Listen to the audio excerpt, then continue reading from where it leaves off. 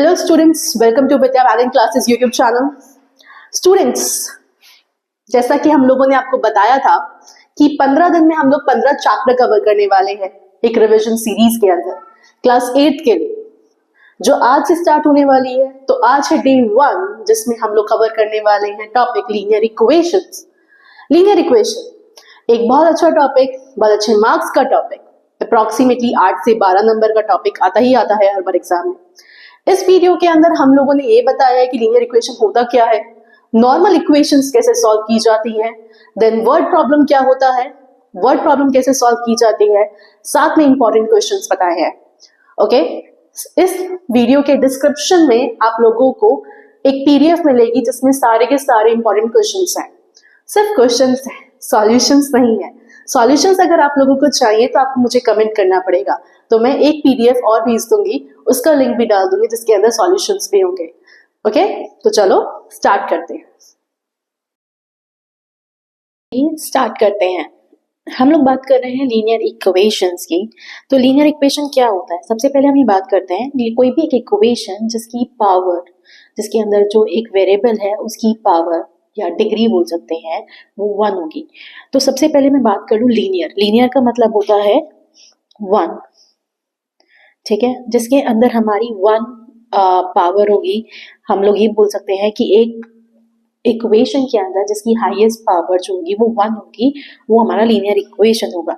Equation का मतलब ही क्या होता है कि that must have the equals to sign. Equal sign होने की वजह से वो एक इक्वेशन बनती है।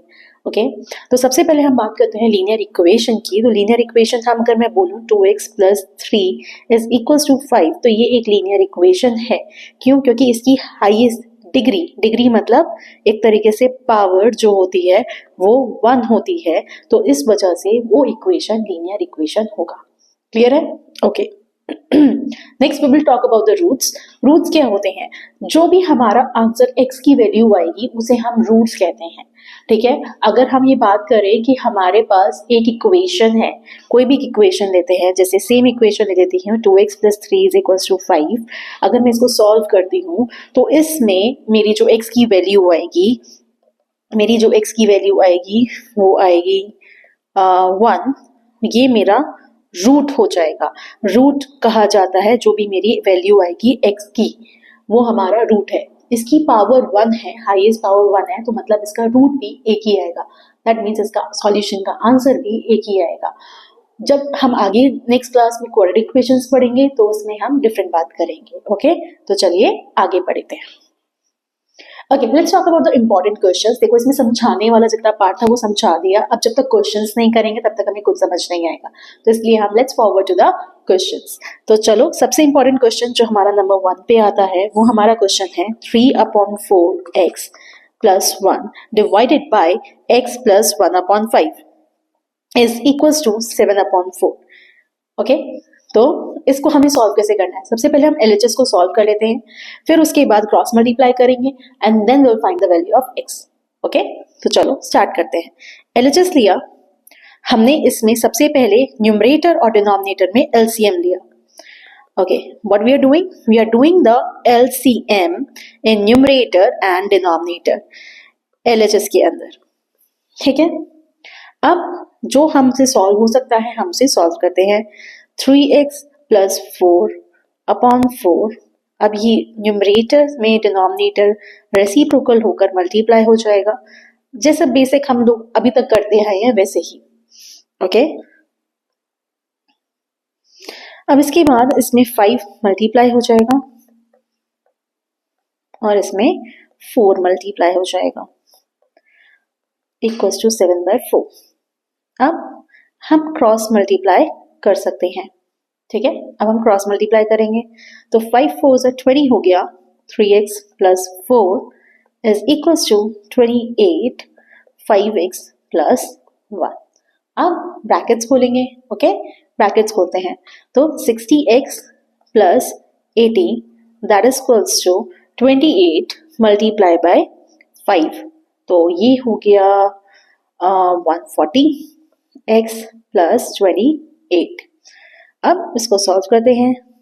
80 - 28 हो जाएगा 140x - 60x अब माइनस करते हैं तो हमारा क्या आएगा,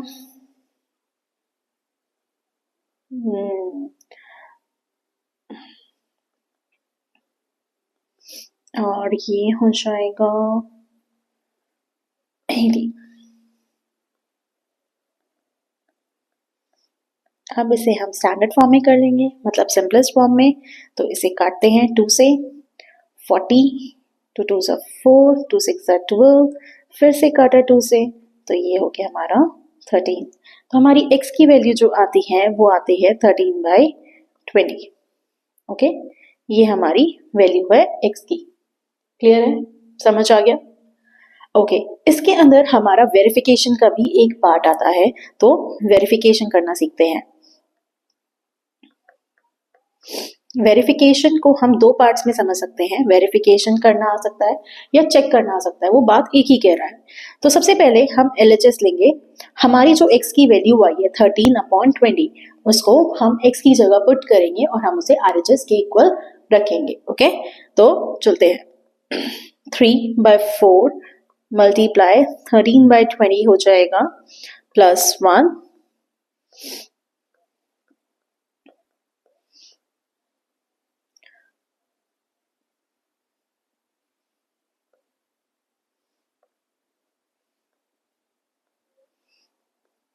1/5। तो चलो करें, तो ये हो गया 39/80 +1 डिवाइड में 13 + 4 20 and then we can do, अगर इसके आगे हम सॉल्व करें तो 39/80 अपॉन 80 LCM लिया और ये हो जाएगा 17/20 और इसके बाद ये हुआ हमारा 119/80 इंटू 20/17।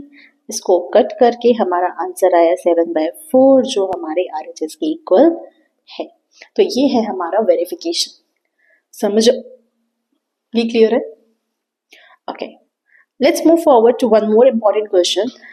अभी हम सिर्फ नॉर्मल क्वेश्चंस कर रहे हैं लीनियर इक्वेशन के, इसके बाद हम लोग वर्ड प्रॉब्लम्स की भी बात करेंगे। तो लेट्स गो फॉरदर। तो x² minus x plus 2 x plus 3 divided by 7x plus 1 that is equals to 2/3। ये हमारा क्वेश्चन है। तो वही वैसे ही करेंगे, सबसे पहले LHS लेंगे और उसको सॉल्व करेंगे, फिर RHS से क्रॉस मल्टीप्लाई। तो सबसे पहले ब्रैकेट्स खोलते हैं, तो ये x² हो गया 3x 2x plus 6 divided by 7x plus 1 that is equals to 2/3। okay, ये -5x minus 6 upon 7x plus 1 2/3, x² cancel हो गया, हमारा बचा -5x minus 6 upon 7x plus 1 that is equals to 2/3। Okay, cross multiply कर लेते हैं, 3 से -5x minus 6 that is equals to 2, 7x plus 1। ये हो गया -15x minus 18 that is equals to 14x plus 2। अब हम इसको करेंगे आगे सॉल्व, -15x हो गया -14x, ये इधर जाके 2 plus 18 29x माइनस का that is equals to 20 और x की वैल्यू आ गई -20/29। तो ये हमारी x की वैल्यू आ गई। ओके, तो समझ आ गया x की वैल्यू कैसे निकलेगी। ठीक है, अब इसका वेरिफिकेशन आप लोगों को खुद करना है और मुझे कमेंट में बताना है कि आप लोगों से ये वेरिफिकेशन हुआ या नहीं हुआ। अगर नहीं हुआ होगा तो मैं इस चीज की भी एक अलग वीडियो बना दूंगी या फिर मैं आप लोगों को इसका एक सॉल्यूशन कमेंट में भेज दूंगी। ओके, चलो आगे चलते हैं। Let's go further, one more question, एक और इंपॉर्टेंट क्वेश्चन ले लेते हैं जिसमें हम बात करेंगे x² के बारे में। x² -9 5 plus x square that is equals to 5/9। अगर हमारा ये क्वेश्चन है तो एक्स स्क्वायर देखिए कंफ्यूज नहीं होना है, ओके। तो एक्स स्क्वायर की जगह हम लोग ले सकते हैं कोई भी एक अल्फाबेट, जैसे मैंने एक्स स्क्वायर की जगह ए मेंशन कर लिया है कि let x square is equals to A. तो a minus 9 upon 5 plus A that is equals to 5/9। अब ये तो नॉर्मल क्वेश्चन ही हो गया जो अब तक हम कर रहे थे, राइट। तो लेट्स क्रॉस मल्टीप्लाई, 9 से मल्टीप्लाई किया a माइनस 9 को, 5 से किया 5 प्लस ए को, 9a minus 81 that is equals to 25 plus 5a, 9a minus 5a और 25 प्लस 81 हो गया। अब ये कितना हो जाएगा, ये हो गया 4a और ये 106। इससे हमारी a की वैल्यू आ गई 106 डिवाइडेड बाय 4। तो a की वैल्यू आ गई 53/2। ये हमारी a की वैल्यू आई, x की वैल्यू नहीं आई है, ओके। हमें पता है कि a जो है वो x स्क्वायर के इक्वल है, तो x square is equals to 53/2 और x की वैल्यू हो गई plus minus under root 53/2, okay. और इसने क्वेश्चन में हमसे पूछा था कि tell us about the positive value. तो पॉजिटिव वैल्यू जब पूछा जाएगा तो हम x की नेगेटिव वैल्यू को इग्नोर करके 53 अंडर रूट 53/2 हमारी x की वैल्यू होगी, ओके। चलो, ओके। तो हम लोग ये बात कर लेते हैं कि अभी तक जो हमने किया ये हमारे नॉर्मल क्वेश्चंस थे। अब हम देखते हैं कि वर्ड प्रॉब्लम कैसे की जाती है, लीनियर इक्वेशन में वर्ड प्रॉब्लम कैसे सॉल्व की जाती है। चलिए उसको देखते हैं। सबसे पहले हम बात करने वाले हैं कुछ इंपॉर्टेंट वर्ड प्रॉब्लम्स की, उसमें कैसे सॉल्व करेंगे, चलो देखते हैं। The question is the sum of the digit of a 2-digit number is 12. The number obtained by interchanging the digit exceeds the original number by 54. Find the original number. इसमें question कह रहा है कि हमारे पास 2 डिजिट का एक number है, जिन दोनों डिजिट को अगर मैं प्लस कर दूं तो हमारा आंसर 12 आता है। और नंबर जो इंटरचेंज करने के बाद जो आता है, अगर उनके डिजिट्स को इंटरचेंज कर दिया जाए तो नंबर जो है 54 ज्यादा हो जाता है पुराने नंबर से, जो हमारा ओरिजिनल नंबर है। तो हमें ये बताना है कि हमारा ओरिजिनल नंबर क्या था। तो चलो देखते हैं, ओके। हम बात कर रहे हैं, हम मान लेते हैं let once place digit be x. हम लोगों ने ले लिया कि वंस प्लेस डिजिट एक्स है। टेंस प्लेस डिजिट क्या हो जाएगी, जब 2 डिजिट का सम 12 है तो tense place digit 12 minus x हो जाएगी। उससे जो हमारा ओरिजिनल नंबर बनेगा वो बनेगा, टेंस प्लेस को 10 से मल्टीप्लाई करेंगे और वंस प्लेस को 1 से मल्टीप्लाई करेंगे एंड देन दोनों को ऐड कर देंगे तो विल गेट द नंबर, ठीक है, ओके। तो सबसे पहले हम लोगों ने इसको मल्टीप्लाई किया तो 120 minus 10x plus x that is equals to 120 minus 9x। ये हमारा ओरिजिनल नंबर आया। अब उसने क्या कहा था, उसने कहा था कि हमें इंटरचेंज करनी है डिजिट्स, तो हम इंटरचेंज कर देते हैं डिजिट्स, इंटरचेंजिंग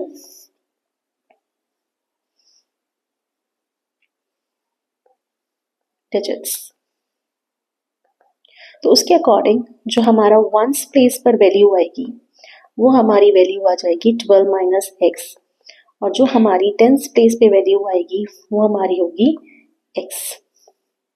उससे जो हमारा न्यू नंबर बनेगा वो हमारा बनेगा 10 multiply x plus 1 12 minus x, okay, 10x plus 12 minus x, तो ये हो जाएगा 9x प्लस 12, ओके। ये हमारा न्यू नंबर आया। बट क्वेश्चन क्या कहता है कि अगर नया नंबर पुराने नंबर से माइनस कर दे तो 54 आना चाहिए। तो अकॉर्डिंग टू क्वेश्चन हम बात करें तो हम ये बोल सकते हैं new number minus original number that is equals to 54। तो नया नंबर है 9x प्लस 12 और पुराना नंबर जो है हमारे पास वो 120 माइनस 9x है। इन दोनों को माइनस करें तो हमारा आंसर 54 आना चाहिए, क्योंकि जो नया नंबर आया है वो पुराने नंबर से 54 ज्यादा है, इसलिए। तो 9x plus 12 minus 120 plus 9x that is equals to 54। अगर हम इसे सॉल्व करते हैं तो 18x माइनस 108 आ जाता है। एंड आफ्टर दैट हमारा जो आंसर आता है वो हमारा आता है 162। x की वैल्यू हमारी आ जाएगी 162 divide by 18, that is equals to 9। ठीक है, अब क्वेश्चन ने हमसे ओरिजिनल नंबर पूछा है, तो ओरिजिनल नंबर में हम ये x की वैल्यू डाल देंगे। ठीक है, ओरिजिनल नंबर था 120 माइनस 9x, तो इसमें हम वैल्यू डाल देते हैं 120 माइनस 81 हो जाएगा, और हमारा जो वैल्यू आएगा वो आएगा 39। तो ये हमारा ओरिजिनल नंबर हो जाता है। समझ आया? तो इस तरह से क्वेश्चन करेंगे। कोई भी वर्ड प्रॉब्लम अगर करना है तो वर्ड प्रॉब्लम्स में सबसे पहले हम स्टेटमेंट पढ़ते जाएंगे, उससे इक्वेशन फॉर्म करेंगे और फिर इक्वेशन को सॉल्व करेंगे। यही एक प्रॉपर तरीका होता है इक्वेशन को बताने का। ओके, चलो नेक्स्ट करते हैं। एक क्वेश्चन है, एक और important question. A steamer goes downstream in a river, covers the distance between the two towns in 15 hours. Coming back upstream, it covers the distance in 20 hours. The speed of water is 3 km per hour and find the distance between two towns. दो towns है, उन दोनों के बीच में river है। अगर हम river में अपस्ट्रीम जाते हैं, ठीक है, और डाउनस्ट्रीम, अपस्ट्रीम और डाउनस्ट्रीम का मतलब क्या है कि वो पानी के लहरों के अंदर टूवर्ड्स द ग्रेविटी की तरफ जा रहा है तो वो डाउनस्ट्रीम है, और टूवर्ड्स अपसाइड जा रहा है तो वो अपस्ट्रीम है। लेकिन अब ये यहाँ पे क्या कह रहा है, वो कह रहा है कि दोनों में ही टाइम का फर्क है। क्यों फर्क होता है? देखो, जब कभी कोई डाउनस्ट्रीम जा रहा है तो यहाँ पे ग्रेविटी उसकी हेल्प करती है। जैसे हम सीढ़ियाँ उतरते हैं तो हम सीढ़ियाँ बहुत जल्दी उतर सकते हैं, और लेकिन सीढ़ियाँ चढ़ने में हमें उससे ज़्यादा टाइम लगता है। सेम कॉन्सेप्ट यहाँ पर भी है। ओके, अब उसने हमसे, हमारे पास स्टीमर की स्पीड नहीं है, हमारे पास सिर्फ पानी की स्पीड है, और हमें दोनों के बीच का डिस्टेंस निकालना है। तो हम मान लेते हैं let the steamer speed be x, और स्पीड ऑफ वाटर हमें जो दे रखी है that is equals to 3 kilometre per hour, ये हमें दे रखी है। ठीक है, अब हम दे सकते हैं डाउनस्ट्रीम और अपस्ट्रीम। तो डाउनस्ट्रीम में क्या होगा, स्पीड जो हमारी दोनों की होगी, स्पीड ऑफ वाटर और स्पीड ऑफ स्ट्रीम, वो दोनों ऐड हो जाएगी, तो ये हो जाएगा x प्लस 3, और जो हमारा टाइम है that will be equals to 15 hours जो हमें दिया हुआ है। तो हम लोगों को पता है speed is equals to distance upon time, तो इससे हमारा डिस्टेंस क्या निकलेगा, distance is equals to speed into time होता है, राइट। तो x प्लस 3 मल्टीप्लाई बाय 15, तो हमारा आंसर क्या आया, 15x प्लस 45। ना नेक्स्ट, अगर हम अपस्ट्रीम जाएं तो क्या होगा, अपस्ट्रीम में क्या होता है कि जो हमारी स्पीड है वो हमारी सब्ट्रैक्ट हो जाएगी। स्टीमर की स्पीड से पानी की स्पीड कम हो जाएगी, क्योंकि हम अगेंस्ट द ग्रेविटी जा रहे हैं ना, इसलिए हमारी स्पीड कम हो जाएगी। इसलिए हमें टाइम भी ज़्यादा लग रहा है। टाइम उसने बोला है, टाइम तुम्हें लग रहा है 20 आवर्स। ठीक है, तो फिर से वही फॉर्मूला लगा के डिस्टेंस निकालते हैं, स्पीड इनटू टाइम। तो x माइनस 3 को मल्टीप्लाई किया 20 से, तो हमारा आंसर आया 20x माइनस 60। अब देखो, दोनों टाउन्स के बीच में डिस्टेंस तो सेम ही होगा ना, डिस्टेंस थोड़ी चेंज हो जाएगा। टाइम चेंज हो सकता है, स्पीड चेंज हो सकती है, बट डिस्टेंस थोड़ी चेंज हो जाएगा। अगर तुम्हारे घर से तुम्हारे स्कूल तक का डिस्टेंस 10 किलोमीटर है तो वही रहेगा ना, या स्कूल से वापस आते हुए घर का डिस्टेंस 1 किलोमीटर ही हो जाता है, नहीं होता है ना, तो डिस्टेंस हमेशा सेम रहेगा। अगर दोनों टाउन्स के बीच का अगर हम डिस्टेंस निकाल दें तो distance will remain the same. तो मैं दोनों इक्वेशंस को, क्योंकि दोनों ही डिस्टेंस हैं, दोनों को इक्वल रख दूंगी।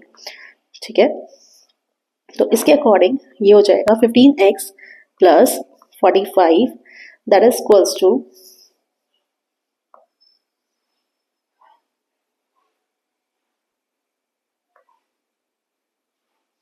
that is equals to 20x minus 60। 15x minus 20x ये हो जाएगा, लाइक टर्म्स को एक साथ रखा, minus 45, solving the linear equation, minus 5x minus 125, और x की वैल्यू मेरे पास आ जाएगी 25।